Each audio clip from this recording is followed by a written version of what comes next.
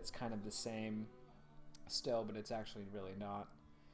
It's very expensive to live here, and people are pretty uptight. But this house is kind of like, sort of like one of the last standing kind of original homes that from that era. I mean, it was built even before then, but it's probably back in the day when there was actually a lot of musicians living here. It was probably more like a lot of houses like this rather than a lot of the other houses that you see around, which are newer. So right, we're finally going. I finally got it to go, except for not using this one because it doesn't want to work. No worries.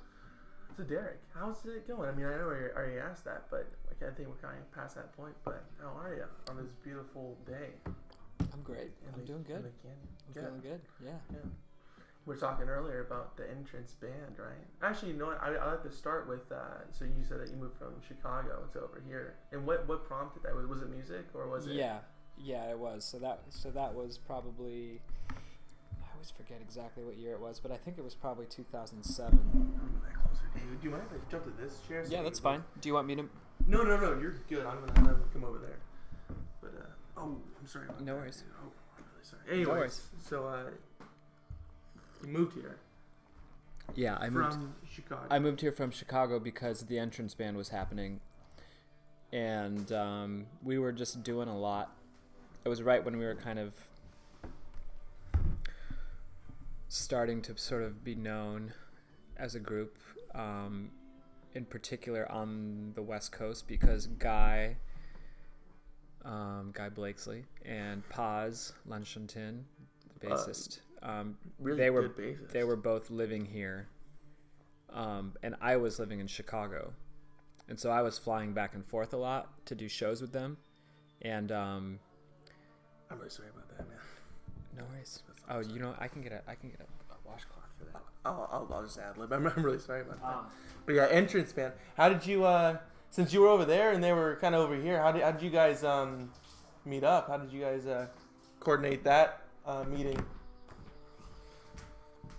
Well, we actually first all started to play together in Chicago. So there was a time when we were all living there. Oh, wow. Okay. Yeah, so that's kind of when it sort of started. But me and Guy had known each other for quite a while.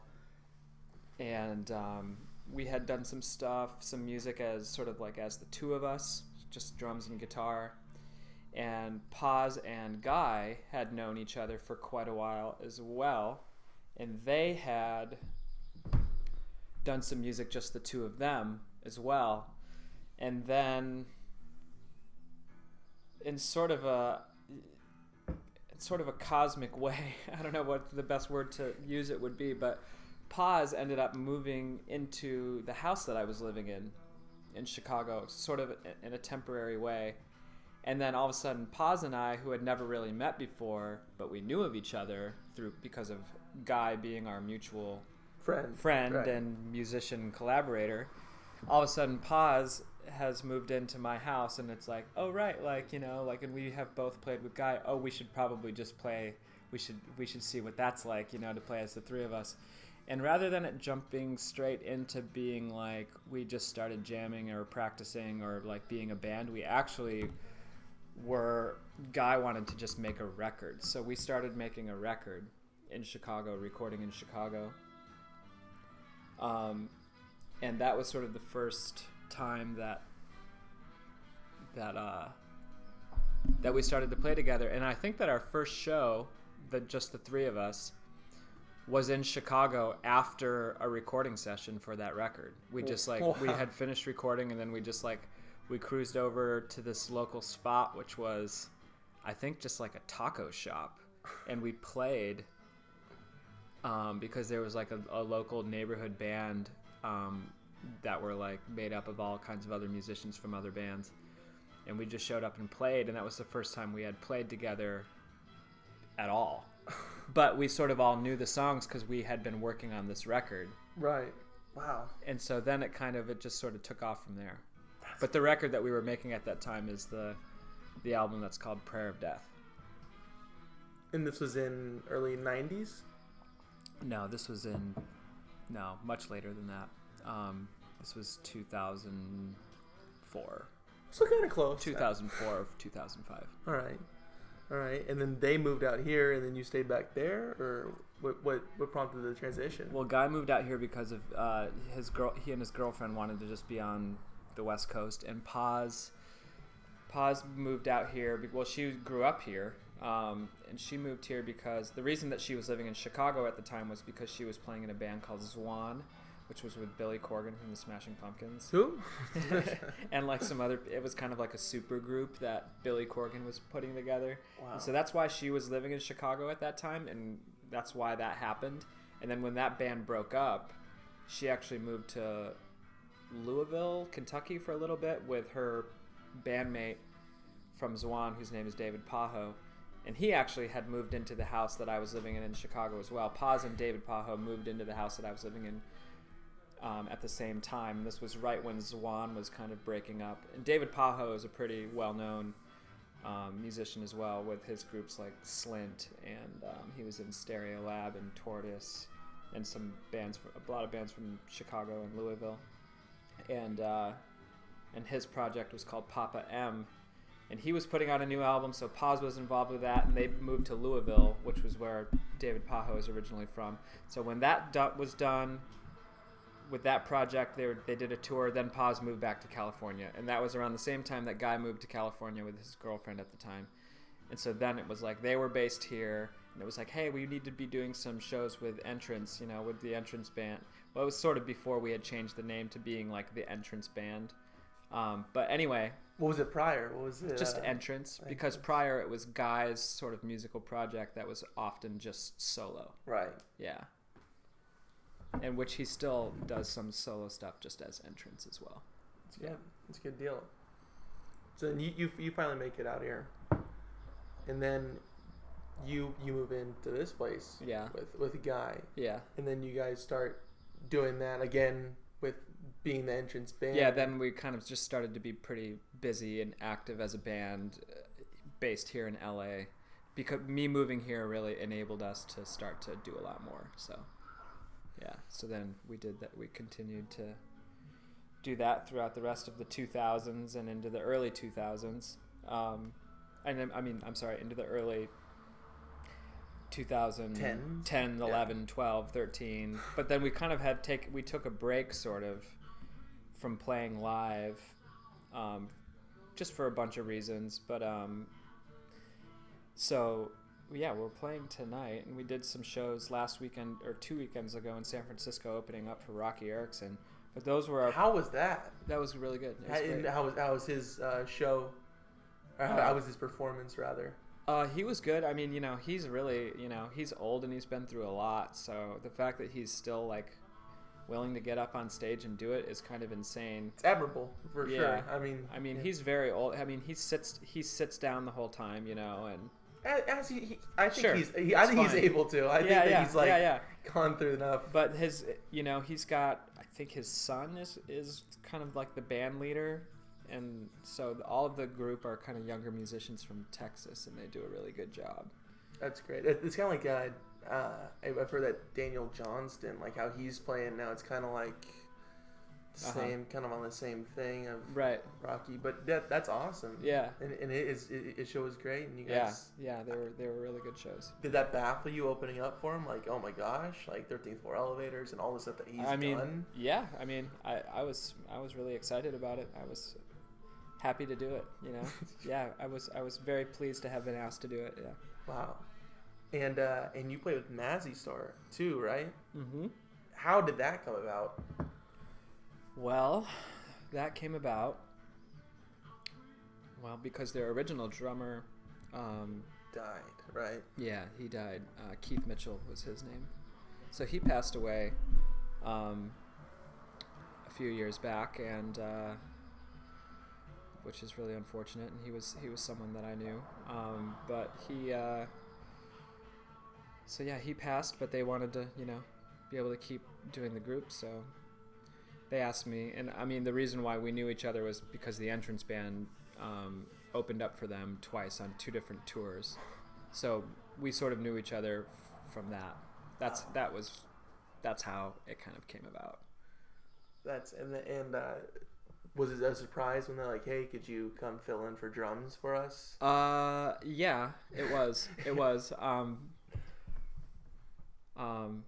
I certainly, yeah, I wasn't really expecting that to come my way. What I was mainly surprised about was that they asked me to do it, or asked me if I was interested in doing it, and I said yes, and that was it. And then all of a sudden it was just, I was the drummer. There wasn't like tryouts or, yeah, so. It's just like, we're going to use Yeah, I don't know. It was weird. For a while I was like, just, emailing with their manager and just being like, yeah, I'm interested in doing it. Let me know. Like, let me know what's going on. Keep me posted. And then it was like just getting together and like, David Roback, the guitarist, it's him and it's his band. He and Hope Sandoval, the singer, it's their band. And I hadn't seen David in years since the tour that we had done together. But yeah, meeting up and seeing him and him just putting a book down in front of me with, 40 songs of all the lyrics and all the chords and being like, okay, we'll get started learning all these. And that was it. And the first shows that we did were 3 nights in a row at the Sydney Opera House in Sydney, Australia. Oh boy. And that was the first time that I'd ever played. Those shows were the first shows that I ever played with them. They hadn't played as a band in, I don't know, 4 or 5 years or something. Yeah. You had asked me before if I ever got nervous or stressed out about shows, and I said that I typically don't. But in that case, I was pretty nervous. It ended up going all right, But I had told their manager that we should have done some smaller shows, some warm up to build up to get our feet wet, and he was like, yeah, I don't really think that that's going to be possible this time. So I was like, all right then. Oh boy. Do you ever get stage fright going up to these audiences or anything? I don't really so much anymore. So I mean, sometimes if it's like a really big festival or something, then I'll feel it maybe a little bit. I wouldn't say stage fright, but more just like a little nervous, But I remember as a kid when I was like had my first bands when I was in middle school, like punk bands, hardcore bands and stuff, and playing these shows, for the first time in your life ever, I would get incredible stage fright, before. And these are just like, punk shows in like basements or garages or whatever. Yeah, just like it could be anywhere, someone's living room, but still it was like the amount of like how I would get so nervous when I was younger about things like that. And so I mean, I definitely have spent plenty of my time in life as a musician having anxiety and nervous energy prior to a show, but I think that these days I've gotten over it. Over the years it's faded away. It subsided. Yeah. Thank goodness, because going to Sydney, I mean that would have rattled your cage a little bit when you were younger, huh? Mm. Yeah, I wouldn't have really been qualified for the job when I was younger. But how long have you been playing drums for? Where I mean, kind of my whole life, really. It wasn't my first instrument that I took lessons for, but I mean, as a kid, I was always like making my own kind of drum sets at home with, I mean, everybody bangs on pots and pans and stuff, right? But, I would get like different types of buckets, and like paint buckets and paint cans and like mop buckets and all kinds of different things that made different sounds, and I would organize them next to each other in like a configuration that was sort of like it was a drum set. Right. And I would do these kinds of, I would make these beats or these types of, and I would just drum on it. Often it was like, I was trying to replicate like the types of drums that you'd hear at like a football game or like a basketball game, because I was always like, there was a lot of like marching bands and parades and stuff in the town that I grew up in Michigan, where you'd hear like, these drummers and marching bands or whatever doing these cadences. And so that was like the sort of thing that I would try to like do on these paint cans and buckets and stuff.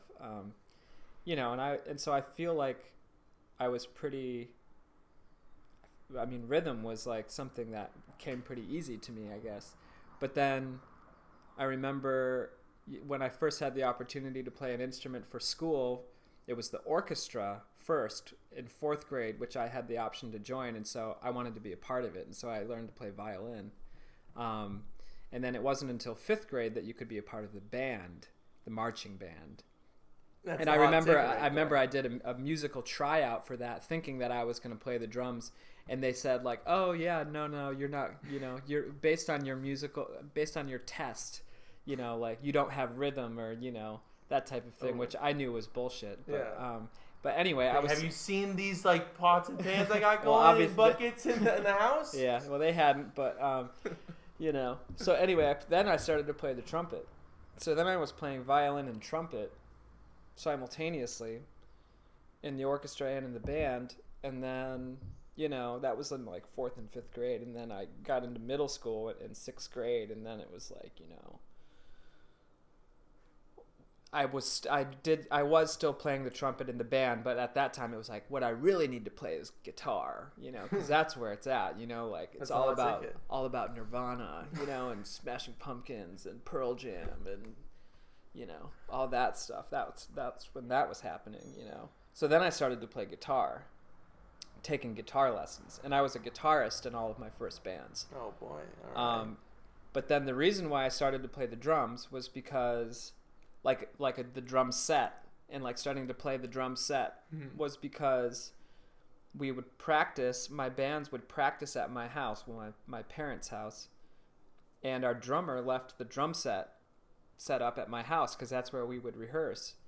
And so I would play the drums when the band wasn't practicing because they were at my house now, right? The drum set, and then I kind of started to get pretty good, and I had ultimately, I think, decided that I had become a better drummer than the drummer of our band. But that the drummer of our band was actually a really good singer, or screamer, I should say, because all the vocals were screaming. He had a really good scream. So I was like, you should be the singer because our singer is actually a really good guitarist. Oh man, just all switching. And the guitarist is actually totally capable of playing bass. So we all switched instruments and we changed the name of the band, and then we kind of started to have a different sound. What was the name of the band? Fable. Ooh, very nice. Yeah. I like it. Yeah. So that was when I started to play the drums, and then I was like, okay, actually I want to start taking lessons now too.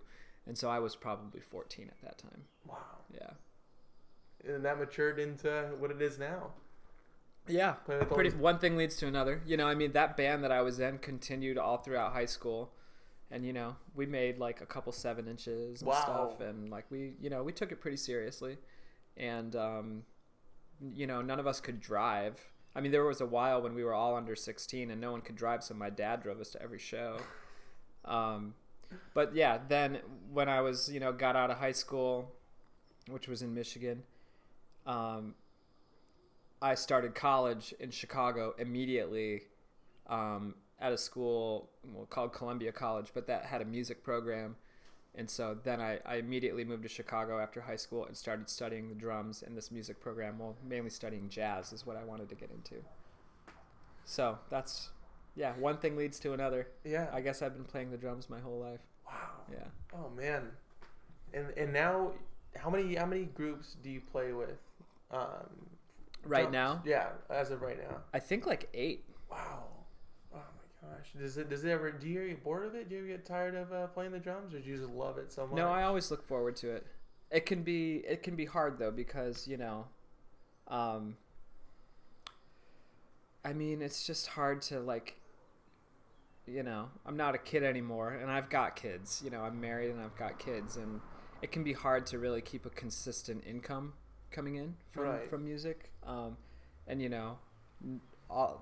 not all of the projects, in fact, none of the projects that I'm involved in are like full-time things, where it's like, where there's any sort of consistency, or it's not 9 to 5. Well, nothing would ever be a 9 to 5, but there's everything is like kind of part-time, so it's hard to, really make it all add up to something. I mean, not that I'm thinking about money all the time, I'm really not, but unfortunately I do have to a little bit as well because I've got responsibility with my kids, and of course. It's expensive to live in LA. But yeah, like 8 bands right now. And who are those bands? Let's see. The Entrance Band, Mazzy Star, the Pesos, the Tide,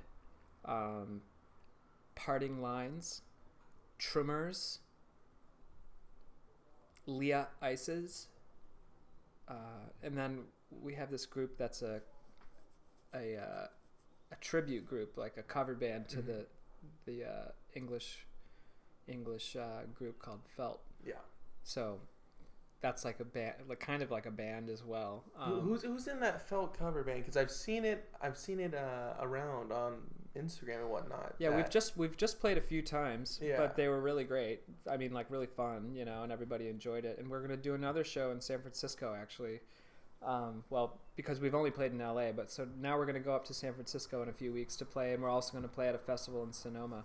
But it's me on drums, Jessica Espelita on bass, Wayne Failer on guitar and he sings, and Nick Hessler on guitar and he sings a little bit, and then there's sort of a revolving cast of other people that take places that sort of front the band singing, people that are fans of the band that want to do it, Darren from the Tide, Darren Rademacher, D-Rad. Yeah, D-Rad. Matt Fishbeck from Holy Shit, he's pretty involved. Tamarin, she's done a couple performances. Ariel Pink joined us last time we played. There's a keys player named Dinah Kilgore, and she plays keys on some of the songs. And Tiffany Anders, she did some songs with us. Yeah, so it's, the love of the band Felt sort of unites people, I think, and so it comes together in this kind of organic way, and people get really excited about it. And when we do it, it's just so fun because it's so fun to play those songs because we all love, the band. Love that music so much. Yeah. That's great. Yeah. How'd you get involved with the Pesos? Well, Jan had just, I've known Jan forever. I've known those guys forever. Jan and Joey, I mean, like, there's been a revolving cast of people in the Pesos over the years. But, right. Jan was just around, early, like when the Entrance Band was really active, he was around, and so I met him first because he was hanging out at our shows and stuff, and we played a lot back in the day with like the Growlers and stuff before they got really big, and so just that kind of that scene. And Jan was around, and so I've known him forever. And then they started the group. He started the Pesos, and I met Joey and Bradford, who was in the band at the time, CP. Some other people. Well, CP's in it now, of course, Yeah. But he wasn't in it back then. Yeah, somebody else is playing bass, right? Yeah, well, there's been a handful of other people that have played, and other drummers and stuff. So I mean, yeah, they opened up for the Entrance Band, at least one time, maybe even more than that. And I always thought they were really good. But yeah, I don't know. I mean, I had put out some sort of mix a year or two ago, and Jan had written to me and was like, "Dude, I'm loving this," and I was like, "Thanks," and he was like, "What are you doing? What are you up to? Like, who are you playing with?" And at that time, I was like really playing with like no one, just for whatever reason, Mm-hmm. Just like some of the things that I was doing were kind of going on, but like maybe like once or twice a year, yeah. And so Jan was like, "Well, we might need a drummer. Like, would you want to play with us?" And I was just kind of like, "Yeah." So that's how it happened. Did you do all the drums on the newest album? No, Nick Murray did. Oh, okay. Yeah, because he was the drummer before I was. I didn't know that. And then he sort of stepped down, and that's when I came in. Yeah. All right. How many? Of course, played on albums for studio versions, right? I mean, like recorded it and been on the hand of that, right? Like playing with other people and then putting down the track, right? For drums. Yeah. How does that? Do you like doing that? Or absolutely. I love doing studio work. Yeah. How do you figure out different beats and patterns to do on a record like that? Or do you kind of go off of somebody else, what they're working on, or do you just kind of have an idea in mind? It can come about from a variety of ways. On one hand, there's, you have to invent something, that you're going to bring to the table that fits. But it should be informed by what you're going to play. It should be informed by what you can hear everyone else is doing, and like what you feel the song is calling for, what type of mood, what type of, how slow or how fast it's supposed to be, how busy or how simple it's supposed to be, when to leave space, when to add more energy, all kinds of factors in it. And sometimes, you don't always get it right the first time. Sometimes it takes a long time to develop those things. So it comes about in all kinds of ways. I mean, sometimes it's effortless and easy, and sometimes it's a lot of trial and error. But I don't know. I mean, sometimes, I'll just get inspired by like, oh, I'm hearing this song, like this is the song we're working on, like, and like I'll think of some other song that I know.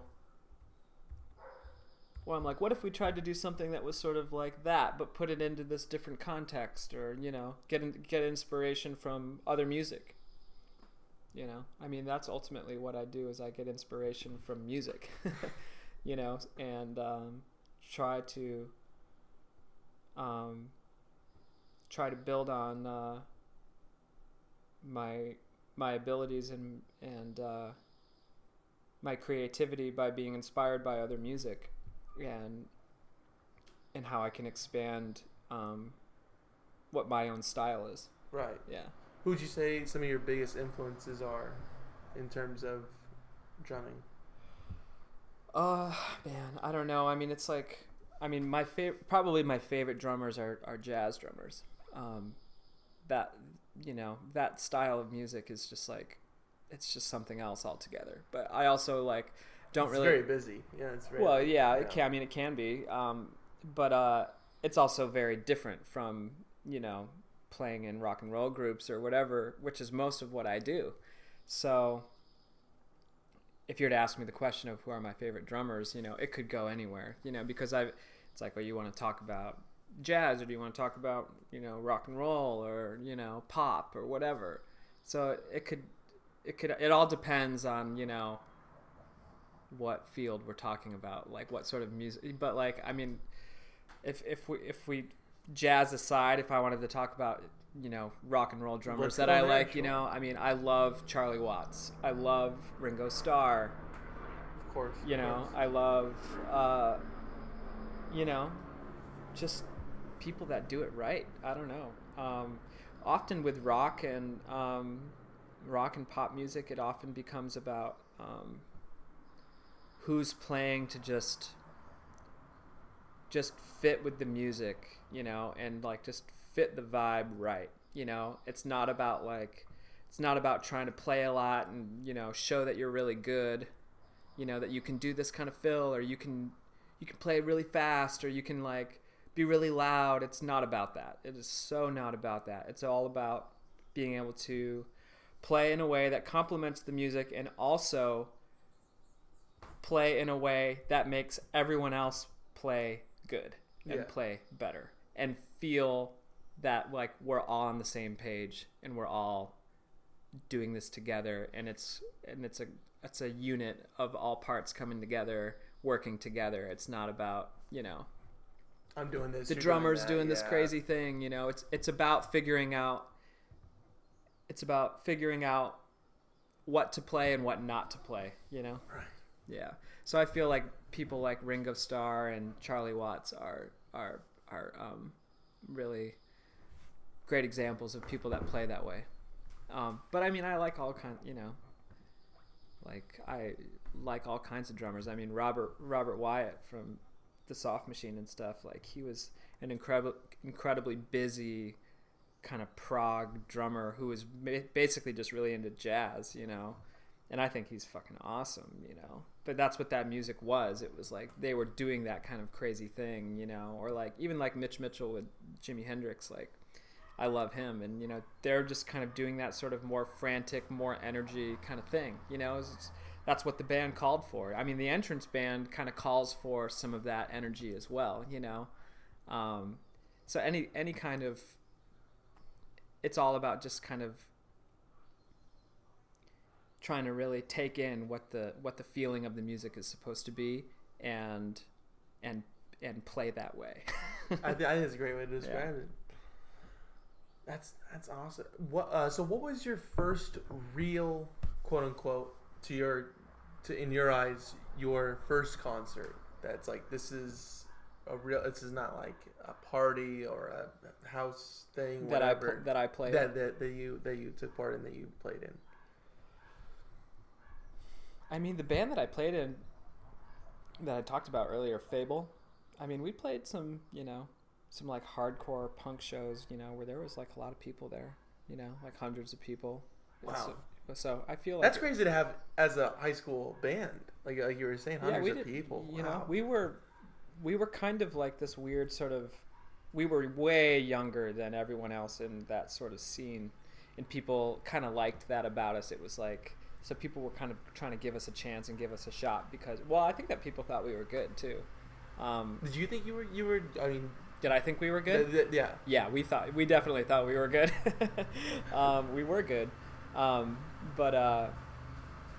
Yeah, I mean, those kinds of things happened early on in high school.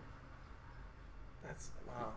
That's crazy that you're doing that. I mean, because you see a lot of kids really being able to like go out there and play for hundreds of people. I mean, like especially in like a high school band, you know. Yeah, I don't know. I mean, well, it was we were in Michigan, and I don't know, people were bored, and you know, if there was something going on, people came out, you know.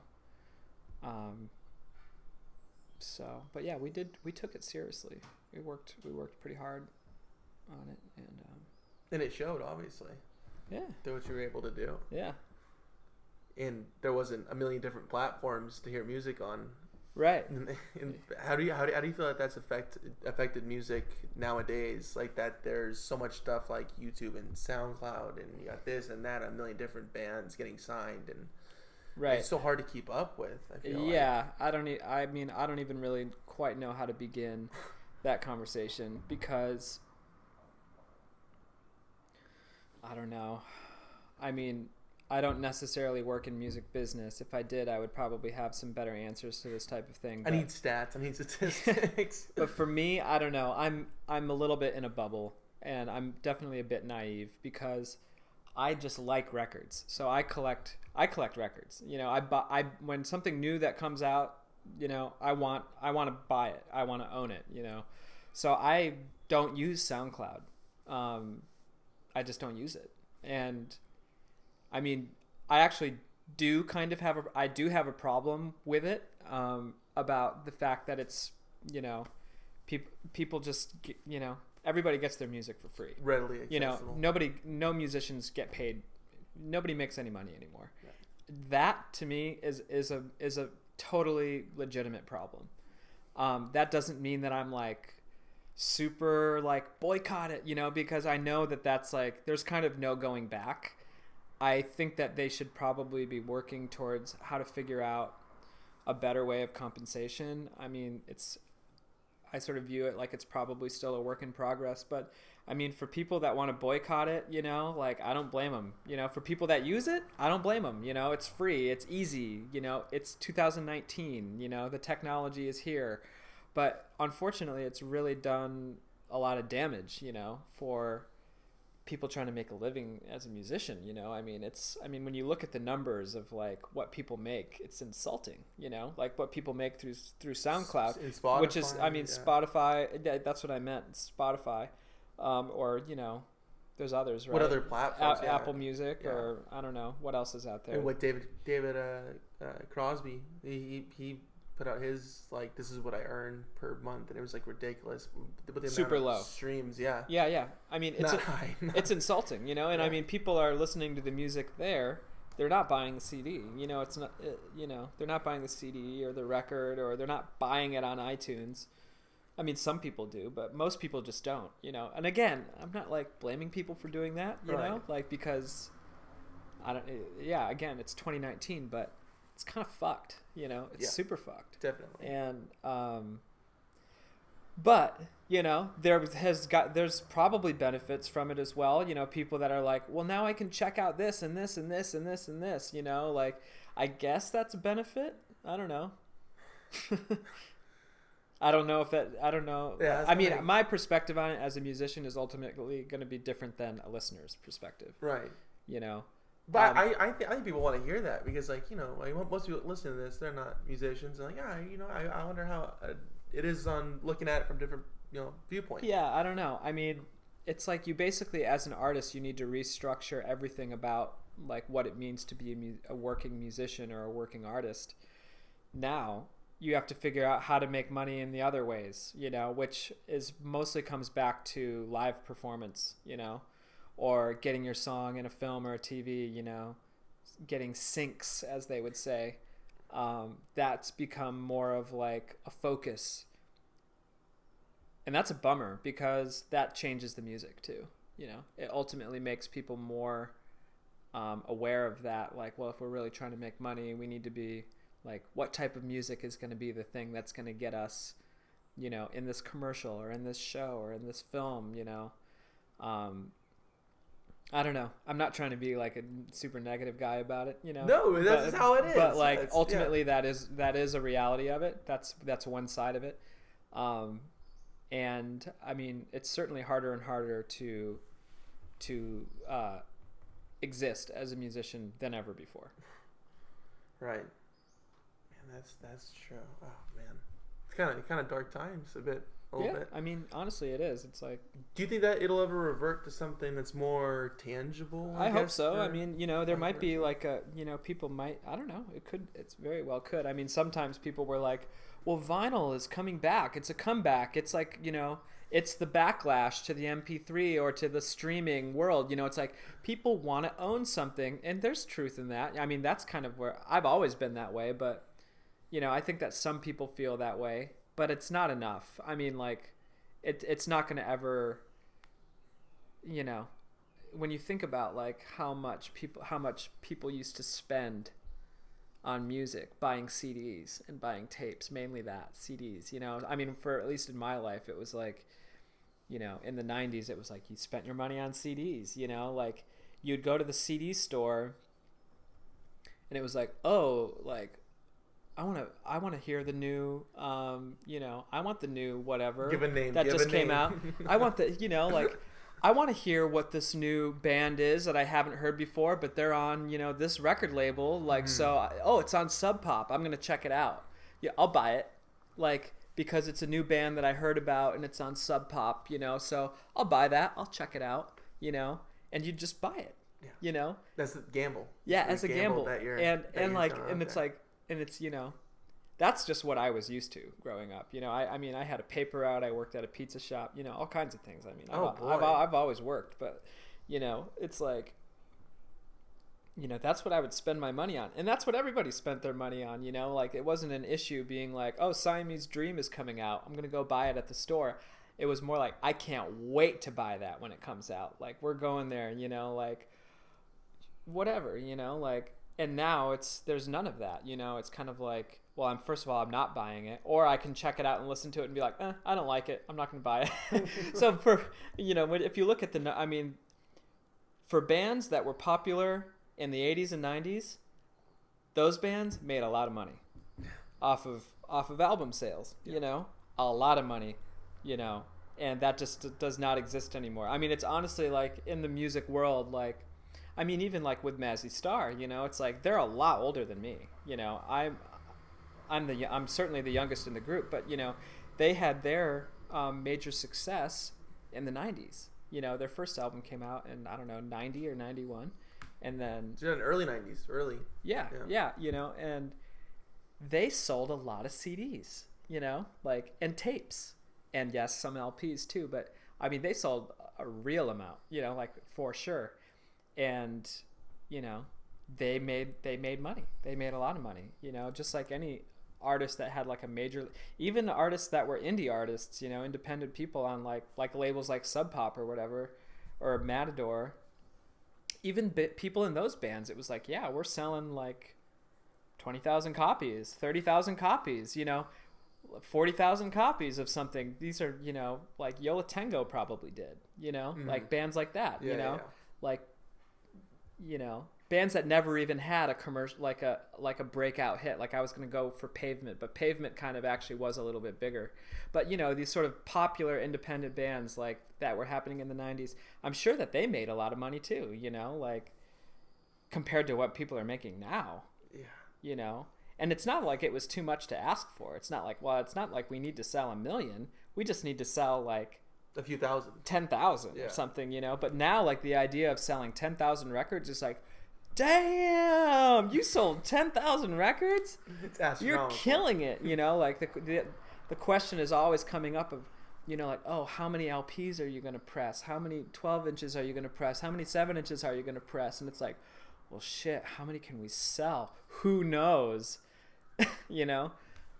So it's just like, who knows? Who knows? So you can't count on that, you know? That's like, it's like if you're making money off record sales, it's kind of like extra. It's like bonus points, bonus bucks. It's kind of comes in to be more as like, oh, it's like when you're at a show and you can sell this as merch rather than like, oh, we're making money from like royalty checks in the mail from like all the records that people went to Amoeba and bought. You know, it's like, it's a very small amount. Oh man, wow.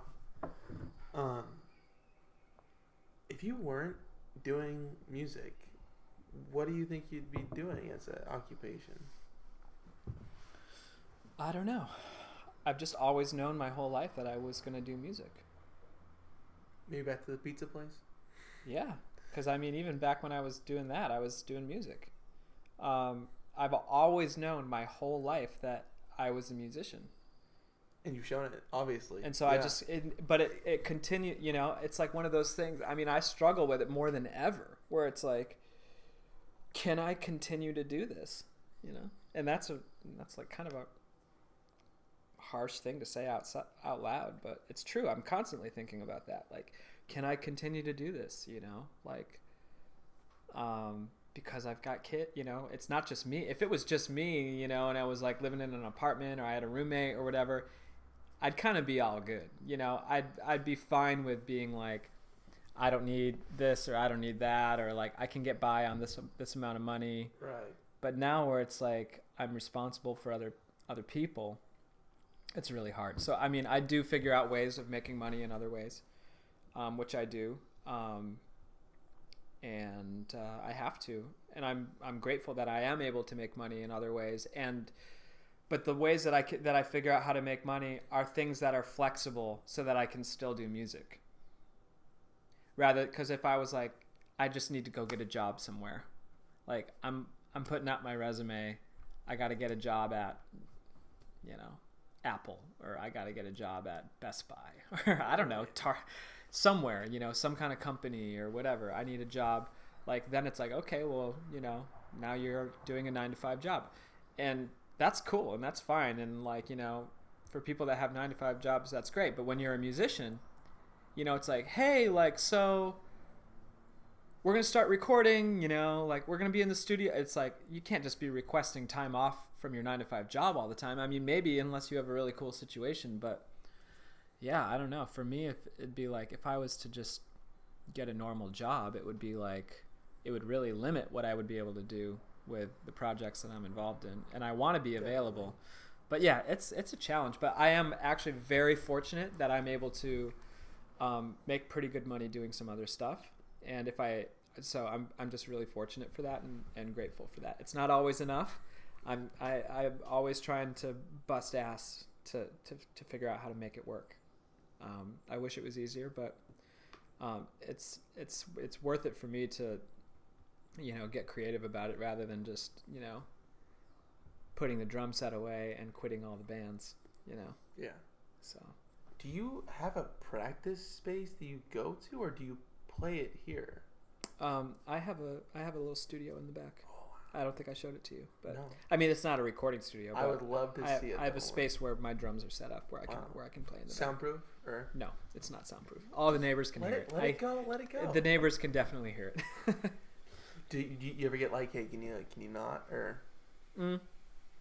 When I first moved here and there was some different people that lived next door, they would come over every now and then and be like, dude, what are you doing? It's super loud. There was a little bit of complaining about it, but now I've been here long enough that I feel like I kind of have tenure and I can kind of just get away with it. Precedence over I'm more likely to just say like, oh yeah, like fuck off, because I've been here a while and I just don't care anymore. But when I first moved here, I was a little bit more but you know what? I'm actually a really good neighbor and super respectful with all of my neighbors and very nice and friendly and polite. So if people want to have a problem with me playing the drums in the afternoon when everyone's at work and when like people are like making noise with like construction workers and gardeners are using power tools and stuff, like give me a break. Like it's in the middle of the day. I hate to break this to you, but like most of my audience are your neighbors, so they're gonna hear this. So. It's all good with me. No, that's awesome though. That's really great. I mean, I've always thought about that. It's like, where would I do music? Especially because I play the drums too. Where would I do that if I lived in LA? You know, you can't do that in an apartment or whatever. You know, that's really. I think it's really special that you have this kind of place here. Yeah, no, it is special. If I wanted to do, I mean, I am always considerate about the neighbors. Like if I was to be doing, I don't really do many full band practices over here. I have. But if I am doing that sort of thing, it's definitely like, okay, let's keep an eye on how loud we're playing, you know. Like we don't really want to piss anyone off, but yeah, because it's normally just me playing the drums and I'm not usually like playing super super loud. Nobody really has a problem with it. But I mean, if I wanted to set, like move this furniture around and set up a whole group of people in here to play, I'd just do it. Like that's so crazy. It's like that's baffling to me. Like that's insane that you're able to do it in LA, and that's awesome. That's really really cool that you can do that. You know. Yeah. Do you think that your kids are interested in music at all, or do you ever push them to be like? Hey, I don't push them, but I mean it's a major part of our life already. You know, it's like we're always listening to music every day, almost all the time. There's music playing. There's instruments everywhere. They know that that's what I do with my life, you know. My wife loves music. You know, she's not a musician, but she loves music. I was really hoping you're going to say, like, she doesn't really care for it. No. So, you know, we make it very, like, we encourage them when they sing, when they want to play the instruments. Like, we listen, we encourage them, you know. But we also don't push them with it either. You know, I think that I am going to try to start my son on piano lessons sooner than later, and he actually says that he does want to do it.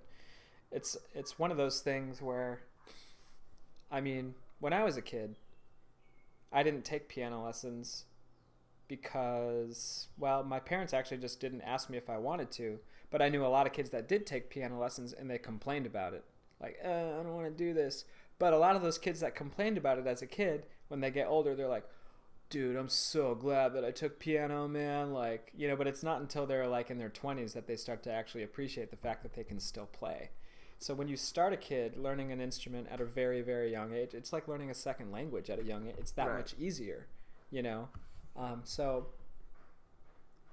I don't want to push my kids about something, but I also want to very much give them the opportunity to do it. Yeah. And I want them to, you know, so I think that I'm going to start with piano first. My son, who's 6, I think he's ready for it. He probably could have started earlier. And he does show interest in music. I mean, he's always making up band names and, like, song ideas. And my daughter is, like, just constantly dancing and singing. And so, yeah. I mean, a lot of kids do that kind of thing, I guess. That's great. This is my last question here. Do you think that you will stay in LA? Do you think that this is where you're going to be for the rest of your life? I think it's very likely that I will stay here. Yeah. The only thing that I could see being the reason why I would have to move would just be if, like, things have just continued to get more and more expensive. I continue to make less and less money as a musician, you know, or being able to find other work, you know. Yeah, I don't know. Like my wife and I, we hustle, you know, we work really hard to try to be able to stay here, you know, and hopefully we'll, you know, our hard work is going to pay off and we're going to be able to stay and keep doing what we do. I mean, that's basically what it comes down to is, you know, she's doing what she wants to do with her life and with her passion, and I'm doing what I want to do with my life and my passion. And it's not easy, but you really have to work hard to make it happen, and make sacrifices and do other things from time to time if you need to. But hopefully it all comes together and your hard work pays off in the end somehow. So I don't know. I don't really know what's next for me. I mean, I'm just going to try to keep pushing myself and keep playing and keep trying to do projects, maybe try to start some of my own projects coming up. You know, I don't know, man. Right now it's all a lot because I just, you know, with the kids being so young too, it's like, you know, time is limited, but I do hope to stay in LA. All right. Yeah. I like it. Is there anything you want to plug real quick? Like anything you got going on right now? Or? No, I mean, I've already said all the stuff all the bands that I'm playing in. Good. Yeah. Welcome. Yeah. Just kidding. I don't need to say it again. Thank you so much. Yeah, man. man. I really appreciate it. Yeah. I like how I always handshake every time. Cool. But nobody knows.